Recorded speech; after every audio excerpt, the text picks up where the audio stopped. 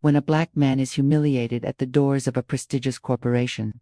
No one realizes he is the CEO behind a $10 million deal. From the icy dismissal at the lobby to the explosive boardroom battle, his silence weighs heavier than words until the shocking reveal strips power from those who judged him. Through painful flashbacks of struggle, he exposes systemic racism, confronts arrogance, and delivers a devastating verdict that shatters the company's future. As public fallout destroys reputations and the arrogant manager faces a humiliating downfall, poetic justice lands, prejudice costs millions, and dignity triumphs over arrogance. This is not just a story of racism. It's a cinematic reminder that respect is worth more than money, and those who forget it will pay the price. The revolving glass doors of Sterling & Co. reflected the morning sun, casting a silver glow over the marble steps. David Cotter adjusted his tian, understated navy silk before stepping forward. His shoes clicked against the stone, steady and measured. He carried no briefcase, only a slim folder tucked under his arm. Confidence moved with him, quiet and controlled, the way a man who had faced countless battles in boardrooms learned to walk.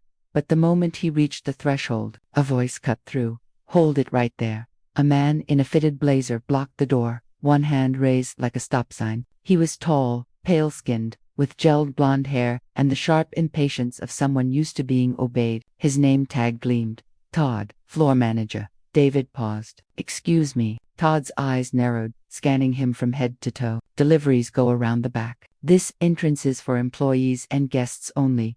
David's brow furrowed, but his voice stayed calm. "I'm here for a meeting. 11th floor." Todd crossed his arms. "With who?" "Sterling's executive board." A laugh, quick and sharp, escaped Todd's lips. "Right. And I'm having lunch with the president." "You've got invitation. Something?" David's grip tightened on the folder under his arm. "I wasn't told I'd need to show credentials just to walk in the door."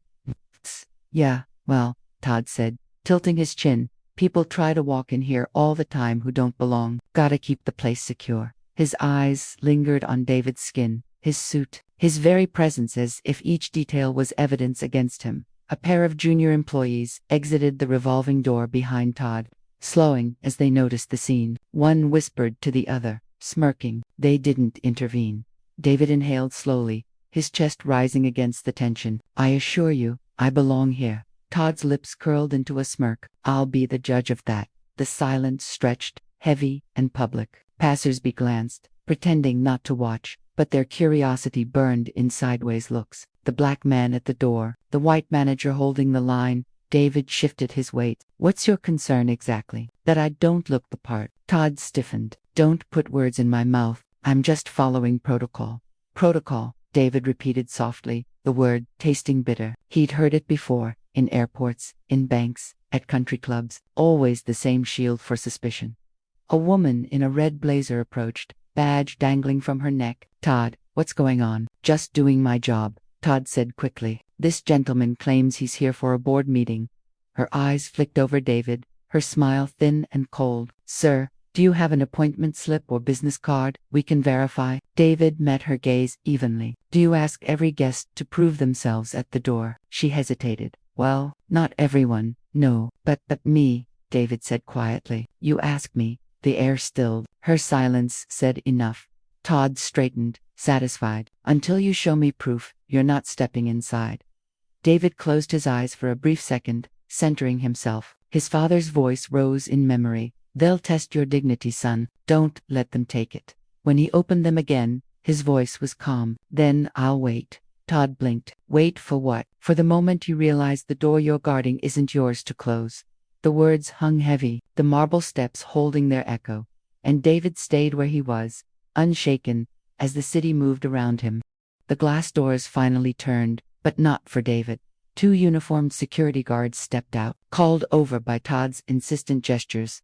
"Gentlemen," Todd said, his voice pitched louder than necessary, "this man is refusing to identify himself, claims he's here for a meeting upstairs." The guards exchanged a quick look before turning to David. One adjusted his belt, already bracing for confrontation. David spoke first. "I told him I have a meeting scheduled with your executive board. Do you have proof, sir?" The taller guard asked. "Proof," David echoed. "My presence is my proof. I was invited." Todd chuckled. "Yeah, that's what they all say." The words carried, echoing against the high glass ceiling of the lobby. Heads turned. Receptionists paused mid-call. Guests waiting for elevators stopped, pretending not to listen. A young woman behind the front desk leaned toward her coworker, whispering just loud enough, "He doesn't belong here." David caught it. His jaw flexed, but his voice stayed even. "You're making a scene for no reason."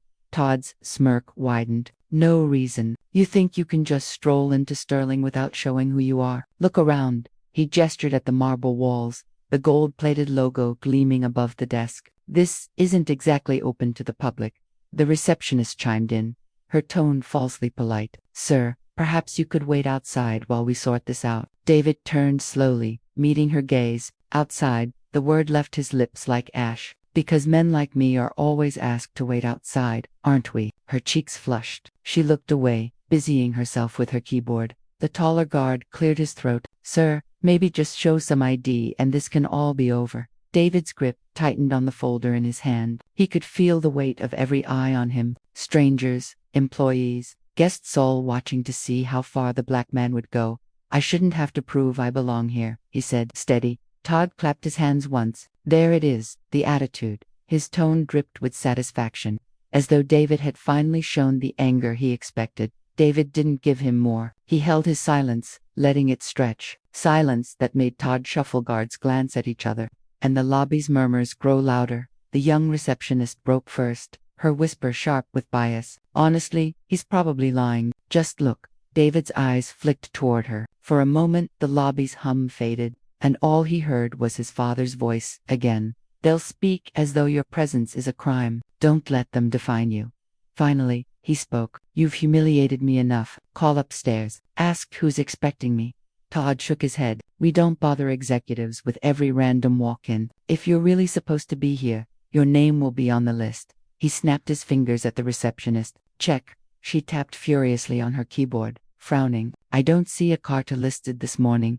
David's lips curved into the faintest smile. "Of course you don't." Todd leaned forward, triumphant, wasting everyone's time. But David's calm unsettled him. The man refused to break, refused to shout, refused to storm out. "I'll wait," David said again. "You'll wait where?" Todd sneered. "Here, in your lobby, until someone with sense comes down." Todd turned to the guards. "Escort him out." The guards hesitated. One scratched his chin. "He's not being disruptive." "Maybe we should," I said out. Todd balked. "Now." The guards exchanged glances again, uneasy, but protocol or pressure pulled them forward. One gestured politely. "Sir, please step outside with us." David didn't move. "Do you put every guest through this?" The guard swallowed. "No, sir. Just situations like this." "Situations like this," David repeated softly. He let the words linger in the sterile air, like a verdict passed on them all. Dot from across the lobby. A young black intern, barely 20, badge crooked on his shirt. His eyes held something different from the others. Recognition, shame, and anger he couldn't voice. As David was gently nudged toward the glass doors, the intern whispered to no one but himself, "I'm sorry." And though David couldn't hear it, somehow he felt it on echo, a reminder that the weight he carried was not his alone. The lobby had grown louder, though David remained silent. The security guards hadn't forced him out, not yet. Instead, they left him seated on a sleek leather chair near the wall, as if placing him in a holding pen. Every minute stretched, each passing employee through quick, cutting glances. Some smirked, some frowned, most just looked through him, as though he were furniture left in the wrong place. Todd paced by the reception desk, speaking in a stage whisper meant to be overheard. Unbelievable. People think they can walk into Sterling like it's a bus station. David's hand rested lightly on the folder in his lap. He didn't bite. He didn't move. His silence had become its own defiance. A shadow fell beside him. "Sir," a quiet voice said. David looked up. A young man stood there, skin like his, though lighter, hair cropped close, badge dangling from a fraying lanyard. His shirt was wrinkled, his tie too short. "An intern. I just wanted to say, I'm sorry," the young man whispered. His name tag read Marcus Hill, intern. David studied him. "Why are you apologizing? You didn't do this?" Marcus shifted uneasily, glancing at Todd before leaning closer. "Because I know what it feels like. Every day, the stares, the questions, the way they look at you like you're in the wrong place, even when you're exactly where you're supposed to be." David's eyes softened, though his voice stayed measured. How long have you been here? 2 months, Marcus said. Feels like 2 years. David tilted his head. And in 2 months, you've already felt all that. Marcus gave a hollow laugh. First week, security asked me twice if I was lost. Last week, someone handed me their trash, thought I was janitorial staff. And today, he glanced toward Todd. Today, I watched you get treated like you don't belong. It's the same thing, just louder. David let the words settle. His silence wasn't heavy, now it was listening. Todd's voice cut across the room. Marcus, what are you doing over there? Get back to work. Marcus flinched. Yes, sir. He turned back to David quickly. I shouldn't even be talking to you. But his voice lowered to a whisper. Don't let them break you, please.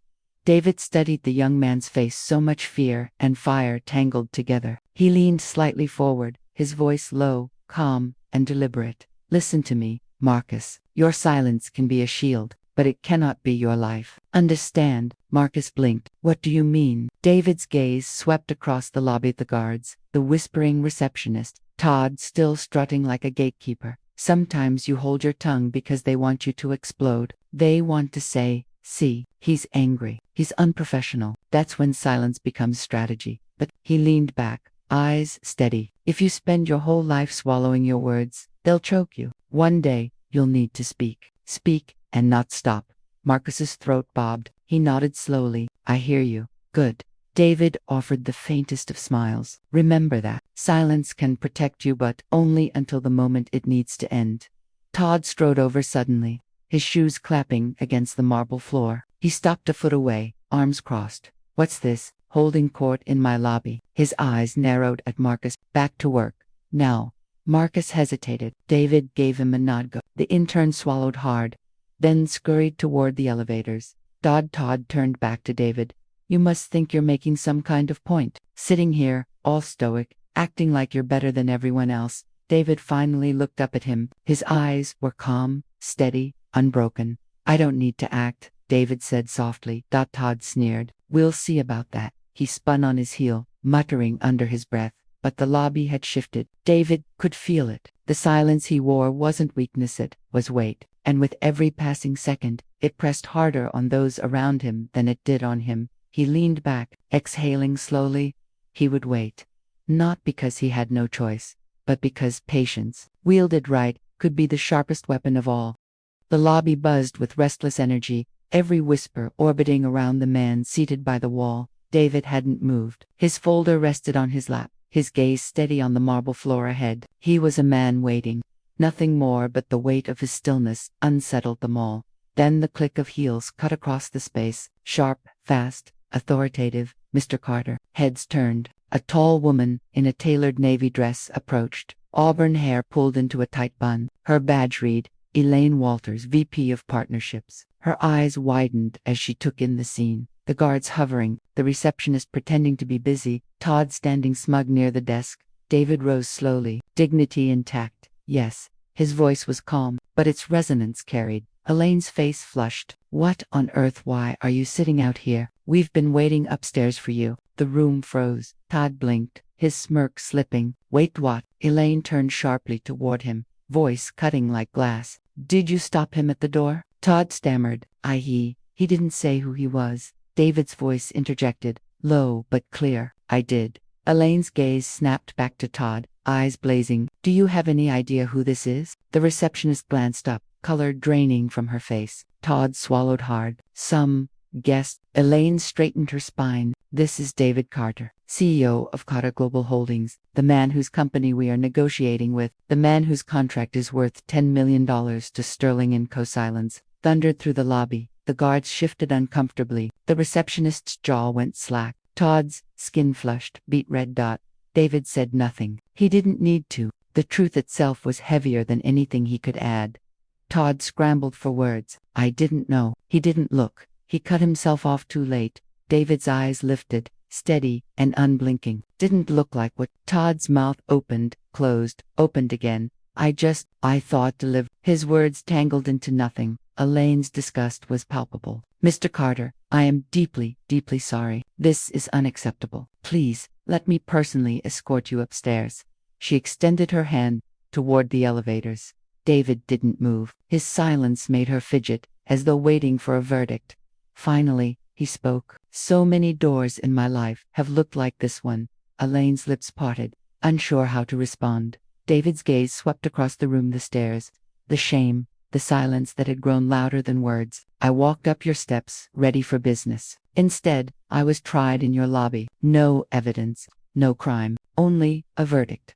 Todd sputtered. Sir, it was a misunderstanding. Stop. David's tone was sharp, quiet, final. Don't call what you did a misunderstanding. You understood exactly what you saw. You just didn't understand who I was. Todd's face burned crimson. He lowered his eyes. The receptionist fiddled with her keyboard as though she could type herself, invisible. Elaine's composure cracked into desperation. Mr. Carter, please, we value you, your company. This is not who we are. David tilted his head slightly. No, her throat tightened. No. This is an isolated incident. One person's poor judgment. Is it? David asked softly. The question pierced the air. No one answered. A phone buzzed loudly at the front desk, making everyone jump. The receptionist grabbed it, fumbling, muttering into the receiver. David stepped toward Elaine, his voice low but deliberate. I've seen this play before. 1,000 variations. The faces change, the excuses repeat, but the script, always the same. Elaine clasped her hands. I promise you, the board had no knowledge. David cut her off, his tone still calm but edged with steel. What I endured before reaching your boardroom is the knowledge. It tells me exactly what kind of culture you run. Elaine faltered, words drying up in her throat. David finally moved toward the elevators. Every step echoed on the marble, each one heavier than Todd's racing heartbeat. Elaine rushed beside him. Let me take you up personally. But David paused, looking back just once. His gaze landed on Todd. You stopped me at the door, he said evenly, and in doing so, you stopped more than you realize. The words cut deeper than any raised voice could. Todd's shoulders slumped, the weight of them crushing. David turned again, walking into the elevator. Elaine followed silently, pressing the button with trembling fingers. As the doors slid shut, the lobby exhaled at last. But the echo of his words remained, heavier than the marble, heavier than gold. The boardroom was a cathedral of glass and steel, walls lined with panoramic views of the city. A long mahogany table stretched down the center, polished so brightly it reflected the faces of the men and women gathered there. David walked in, shoulders squared, folder in hand. Elaine hovered just behind him, her breath quick, her eyes lowered. The executives rose awkwardly, their greetings clumsy. Mr. Carter, welcome finally. So sorry about the inconvenience downstairs. You know how these things happen. David stopped at the head of the table, resting his folder lightly on the wood. He let the silence breathe until it felt heavy enough to bow the glass walls inward. Finally, he spoke. Is this how Sterling greets all of its partners? The words landed like a gavel. One of the older executives cleared his throat. Mr. Carter, I assure you this was a misunderstanding. Protocol, protocol, David repeated softly, eyes cutting across the table. That's the word, isn't it? Always protocol. A younger executive leaned forward nervously. Yes, but please understand security is trained to be cautious. These are dangerous times. We can't be too careful. David's gaze sharpened. Cautious with whom? No one answered. He let the silence stretch, then continued. Do you stop every person at the door? Do you question every man in a suit? Do you humiliate every guest in your lobby while your employees whisper, he doesn't belong here? The young executive faltered. Of course not exactly, David cut in. His voice never rose, yet it silenced the room. Elaine shifted uncomfortably. Mr. Carter, we deeply regret what happened. I'll personally file a report, and Todd will be disciplined. David turned his eyes on her. Discipline one man, and you'll think you've fixed the problem. But tell me, if I were not CEO of Carter Global Holdings, would I still be sitting here right now? Elaine's lips parted, but no answer came. David scanned the table. If I were just another black man in a suit, turned away at your door, would any of you have known? Would any of you have cared? A murmur stirred. The executives shifted in their chairs, avoiding his gaze. The chairman finally spoke, his voice deep but brittle. Mr. Carter, please. We are partners. We respect you. Sterling respects diversity. David almost smiled, but it didn't reach his eyes. Diversity. Another word that means nothing until it costs you something. The chairman flushed. I don't think that's fair. fair. David's tone cut like glass. Was it fair when I was treated like a trespasser in your lobby? Was it fair when your employees laughed while I was interrogated? Was it fair when silence was the loudest voice in the room? No one dared meet his eyes. He placed his hand on the folder, tapping it once. I came here today to discuss renewing a contract worth $10 million. My company has delivered results for Sterling for years, and yet, the moment I reached your door, none of that mattered. All that mattered was what they thought I looked like. His gaze swept across them, steady, merciless. That tells me everything I need to know about who I am to you. Not a partner, not a leader, not a man, just a question mark that needs proof. A woman near the end of the table leaned forward, desperation in her voice. Please, Mr. Carter, we value you immensely. This was not Sterling's true face. David tilted his head. Then, whose face was it? Todd's, the receptionist, the guards, the dozens of employees who stood by and said nothing. The woman faltered. It was a mistake. David's voice dropped to a whisper, yet carried like thunder. No, it was the truth. Silence consumed the boardroom. The city outside gleamed indifferent. Finally, Elaine spoke again, her voice tight. Mr. Carter, what do you want us to do? Name it, we'll make this right.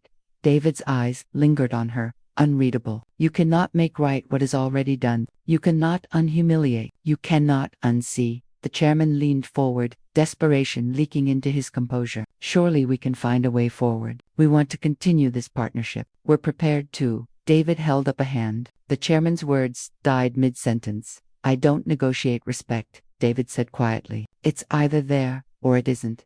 For a long moment, no one spoke. The power dynamic had shifted entirely. They had begun this meeting as hosts, expecting to control the terms, but now, they were defendants. Each word they spoke an appeal, each silence a confession. And David Carter, the man they'd tried to stop at the door, was now the judge.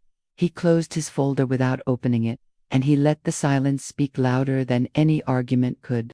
The boardroom sat in uneasy silence. Executives stared at polished mahogany, city skyline, anywhere but the man before them. David's hand lingered on the folder, unmoving. His eyes, though fixed on the glass window, weren't seeing the city below. They were seeing something else. Another time, another room, another door. Flashback 25 years ago. A younger David, suit, borrowed shoes, scuffed, stood in a bank office. He had a business plan tucked under his arm, heart hammering with hope. The banker, pale and round-bellied, leaned back in his chair, lips pursed. Mr. Carter, it's a fine idea, but we're not convinced you're the right person to execute it.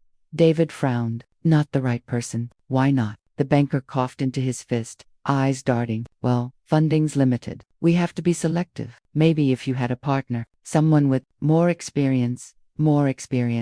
David repeated. He was 24 then, but he already knew what the man meant. Not more experience, more whiteness. He'd walked out of that bank with empty pockets and fire in his chest. BAFTA present. David's jaw tightened. He glanced at the table executives, shifting, restless. Do you know, he said softly, how many times I've been told I didn't belong? They froze, listening. Banks turned me away. Investors laughed at me. Clients refused to shake my hand. I remember one man, years ago, told me to send someone else to negotiate because, in his words, I made him uncomfortable. The younger executive blurted nervously. But you proved them wrong, clearly. David cut him off with a raised hand. I didn't prove them wrong. I proved myself stronger. There's a difference. The words dropped like lead. Flashback 15 years ago. David stood in a small office. Carter Global Holdings, barely more than a dream. His wife Leah held his hands, whispering encouragement as rejection letters piled on his desk. You don't need them, she told him. We'll build it anyway. He'd nodded, though his chest ached with doubt. The world had slammed every door shut, and yet, somehow, brick by brick, he had built his own, back to present. David inhaled slowly, his voice steadied, low and unyielding. My father used to say, they'll try to close the door, son. Kick it open, but do it with dignity. His eyes lingered on Elaine, then the chairman. That's what I've done my entire life. And yet, this morning, standing at your lobby door, I was right back where I started, treated like a trespasser. The chairman shifted in his seat. Mr. Carter, the past is terrible. Yes, but surely we can move forward. Sterling can be part of a better future.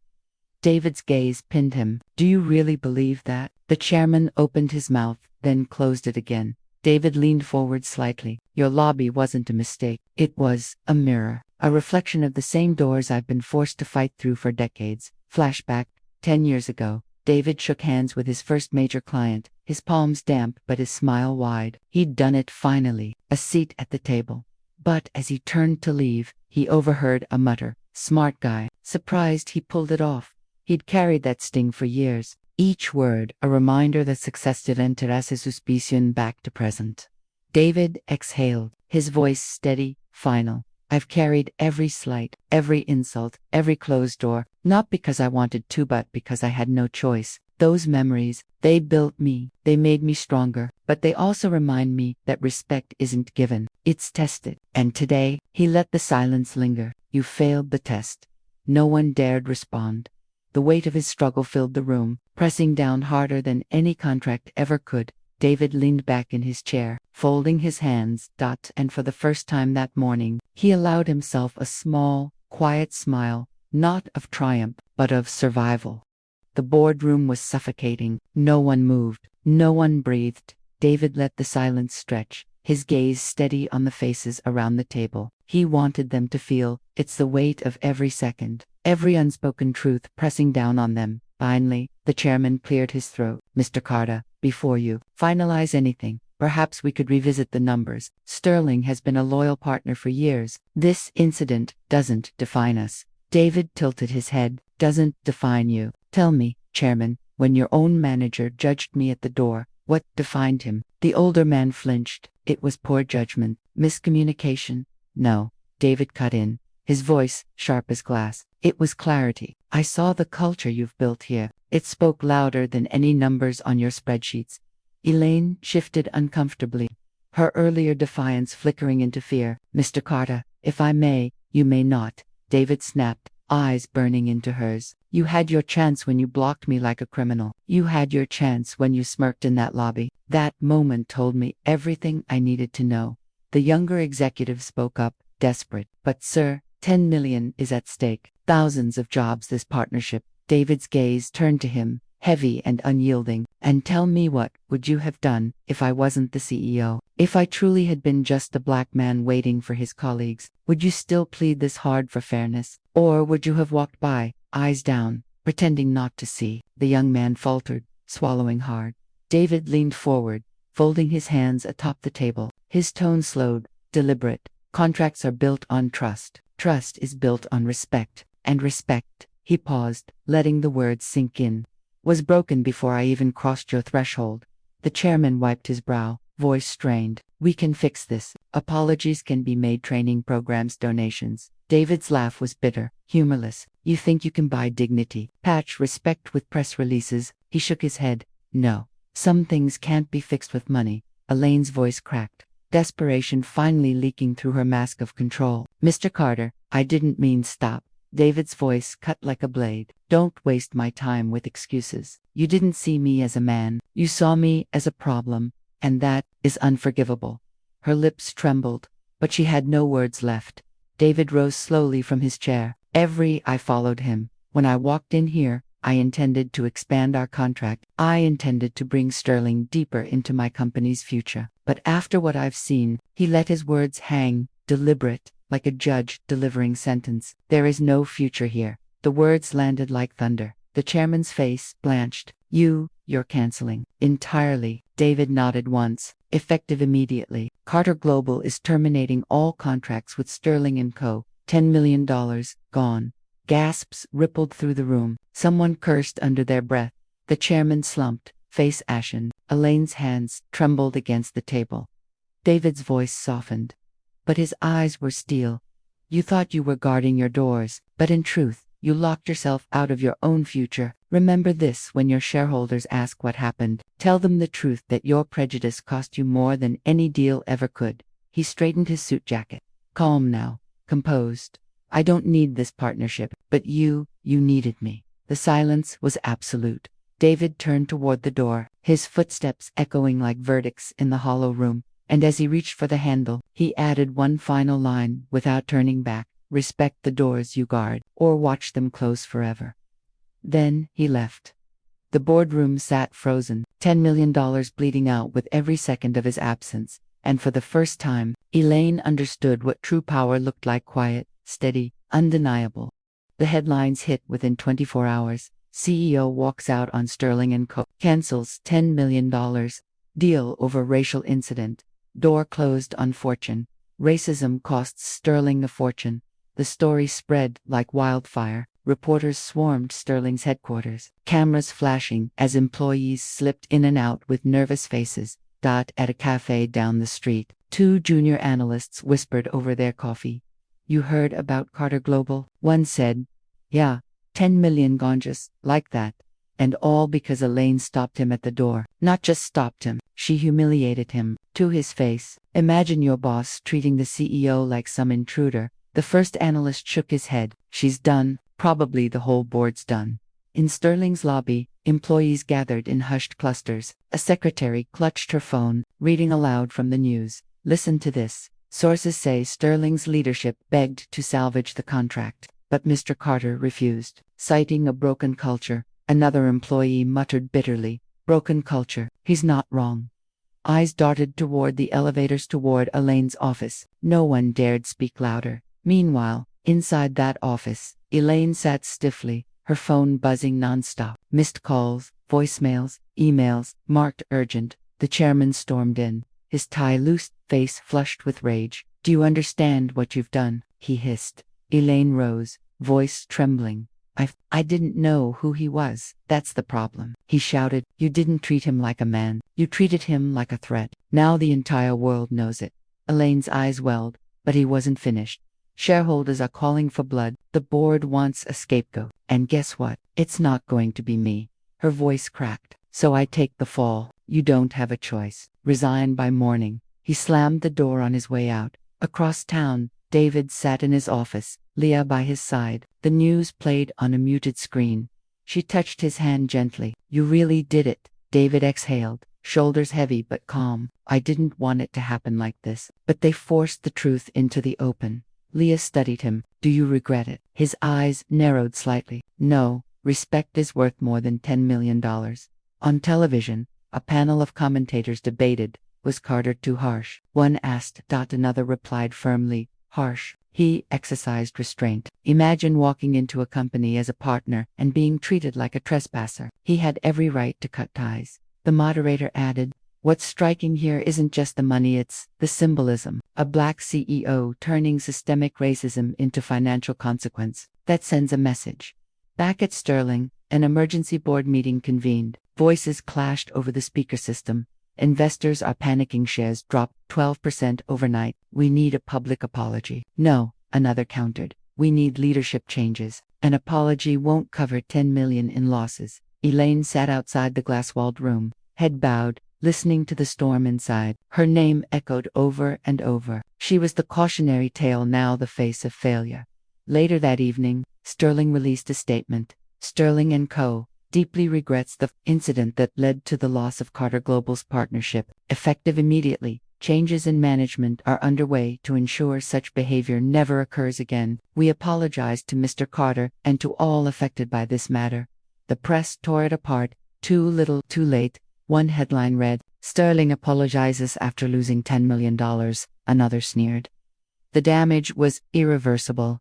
That night, David watched the coverage from home. His daughter Maya, curled up on the couch beside him, eyes wide. "Daddy," she whispered, "why did they treat you like that?" David pulled her close, his throat tightening. "Because some people forget what respect means. But today, they learned a lesson." "Did you win?" she asked. He kissed her forehead gently. "No, baby, we all did." The camera panned across Sterling's headquarters on the evening news dark windows.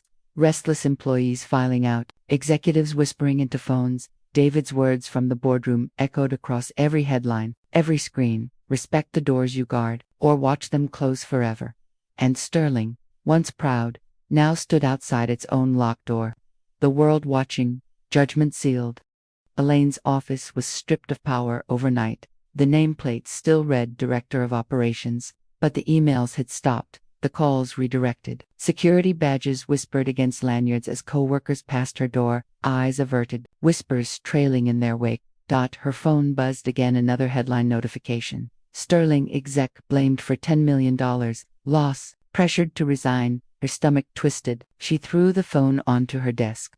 But the silence that followed was worse. The knock came just before noon. It wasn't the chairman, not even HR, just a junior assistant, holding a cardboard box. "Miss Carter, they said you'd need this." Her cheeks burned. The walk of shame had begun.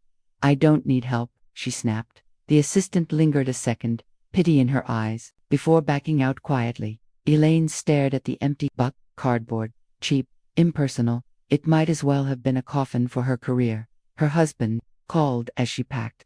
"Elaine, what's going on? My colleagues keep asking if it's true."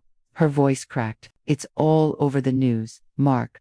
They're blaming me for everything, for losing Carter Global." A pause. Then his voice dropped. "You stopped the CEO at the door. You actually, I didn't know it was him," she snapped. "I thought he was." Her words died in her throat. What had she thought he was? Her husband's silence was heavier than shouting. Finally he said, "You've embarrassed this family." The line went dead by late afternoon.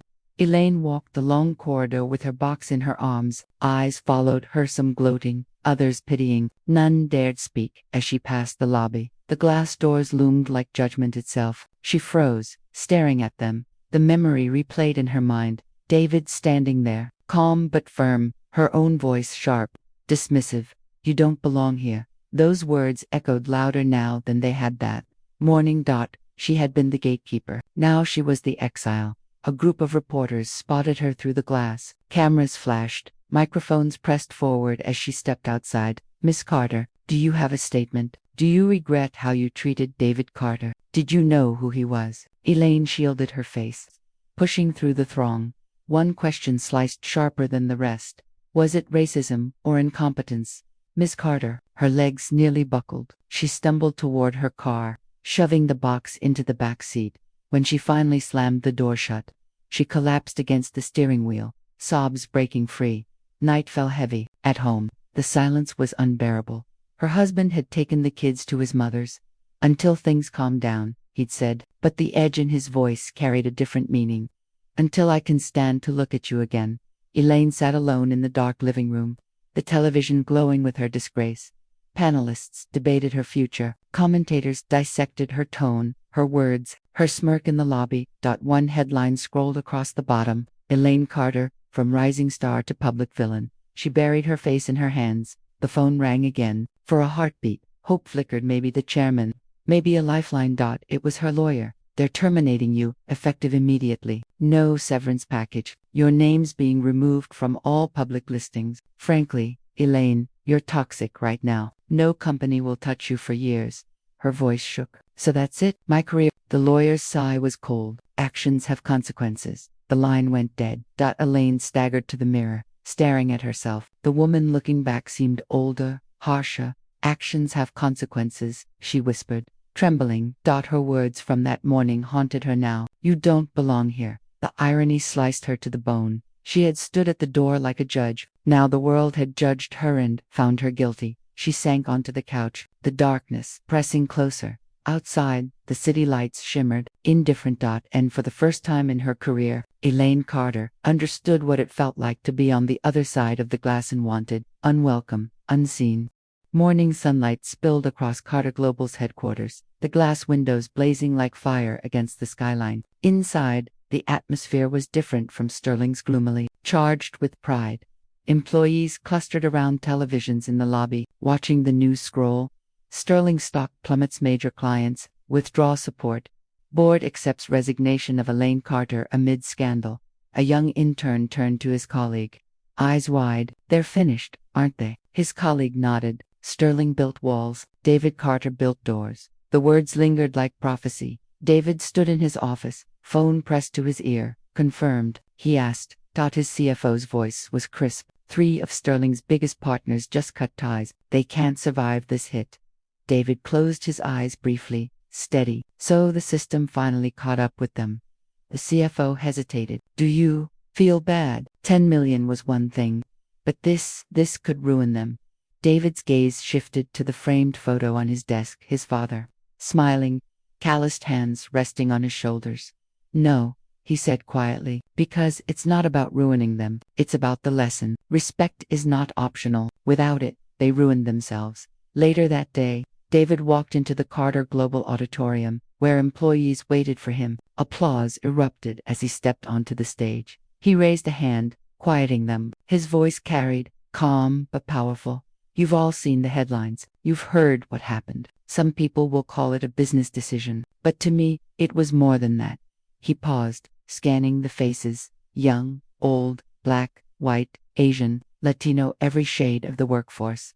This wasn't about money, it was about dignity. Too many times, doors have been closed on people who look like me. Too many times, silence covered injustice. But today, we showed the world that silence is no longer an option. Applause thundered again. Some stood, clapping through tears. David continued, voice deepening, we lost a contract, but we gained something greater, proof that our values are not for sale. Across the city, Sterling's headquarters looked like a mausoleum. Reporters crowded outside, employees trickled out with boxes, faces pale with uncertainty. Inside, the chairman sat alone in the boardroom, the same room David had once stood in. The phone rang, another client cutting ties, his shoulders sagged. Elaine's empty chair across from him felt like a gravestone. His empire was crumbling, not from lack of money, but from lack of respect. That evening, David sat at his dining table, dinner with Leah and Maya. The city hummed outside their window, but inside, warmth radiated. Maya poked her peas with a fork. Daddy, yes, baby. Does this mean people will be nicer now? David smiled softly, though his eyes held the weight of generations. Not always, he admitted, but every time we stand up, every time we refuse to stay silent, the world shifts a little, and one day, those shifts will open every door. Maya beamed, like you opened yours. Leah reached for his hand, squeezing gently, and closed theirs. They laughed together, the sound rich and unbroken. Later that night, David stepped onto his balcony. The city stretched out before him, glittering towers, restless streets, a million lives colliding. He thought of the boy he once was, turned away at a bank, of the man in the lobby that morning, treated like a trespasser, and then, of this moment standing tall, unshaken, a living proof that dignity could not be denied. He whispered into the night, words carried on the wind. Doors will always test us, but we decide who walks through and who gets left outside. Epilogue. The next quarter, Carter Global's profits soared. New partners lined up, drawn not just by business but by principle. Sterling, meanwhile, filed for restructuring, its name now synonymous with arrogance and collapse. And when business schools taught the case in years to come, one lesson echoed louder than the rest. Respect is worth more than money, and those who forget it will pay the price.